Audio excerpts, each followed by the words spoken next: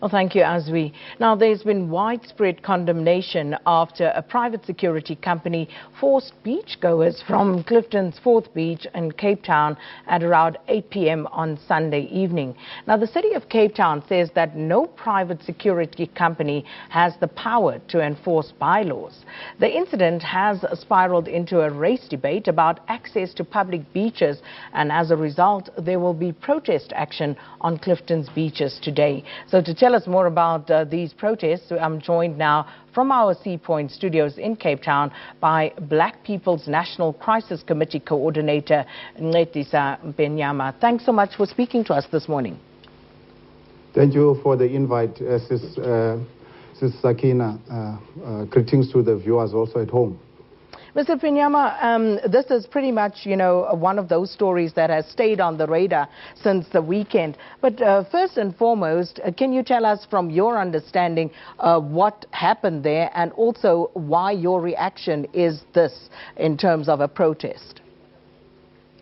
It's a classic case of racial profiling, wherein black people are supposedly locked into old racist ideas of who is a criminal, and they are barred from accessing amenities, like reminiscent of the Separation of Amenities Act of 1953, but it's in the modern, situation. And these private security companies are discriminating on race, but using safety or the fear of criminality. And we know the history of the criminalization of black people and black males in particular. And we felt like it was necessary for us as young people who have made pacts that we won't accept racism anymore. The Mandela miracle is gone. Black people are still finding themselves last in everything. We want to make black people to be first, and we believe that this action ought to do that, to assert ourselves in the public space, because Clifton is not the enclave of white racists to enjoy. This also reminds us of a beautiful, literary work by Louis Ngozi, Mating Birds, where Ncedisa is also abused for accessing a white beach during the times of apartheid, and we can't allow this to happen whilst we are still young, energetic, and ready to change this country. Mr. Mpemnyama, how do you then respond to those who point out that there were also white people who were part of the group that were removed, and saying that it isn't actually a race issue? I would say as Ngenindawo, like we don't enter in those things. What we are solely interested in is the well-being of black people.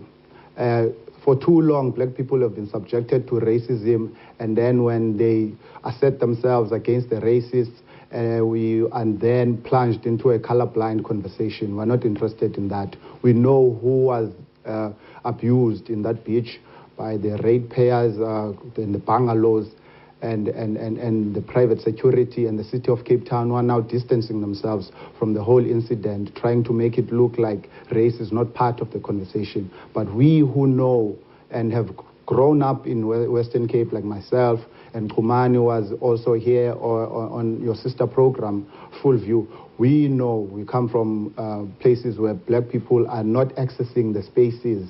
It's like it's new apartheid, wherein black people just come to the cities to work, and then after you leave, and they are very impatient with black people, and they have very old, ideas of black criminality. That apparently there was a woman who was asked, how do you determine who is a potential criminal when they are in the beach? They said it's poor black people who dress funny and exhibit crude behavior, and this in itself can't be used as a determinant on who.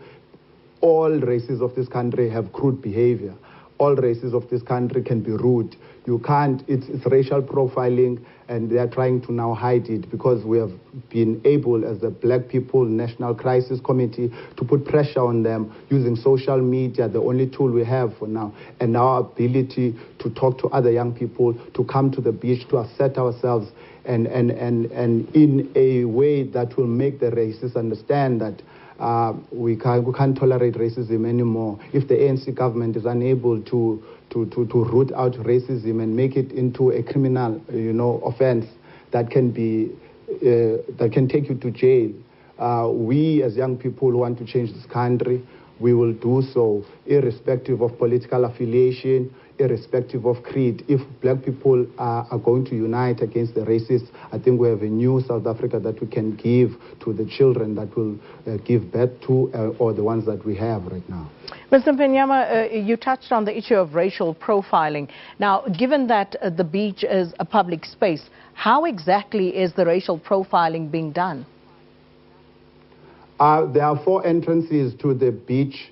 Apparently, on every entrance, there is these security people who are frisking people and trying to check whether they can be of criminal intent. And we were there yesterday, and we watched, and there's a video of hawkers who are being harassed by these people, black people only. White people are led to pass in easily.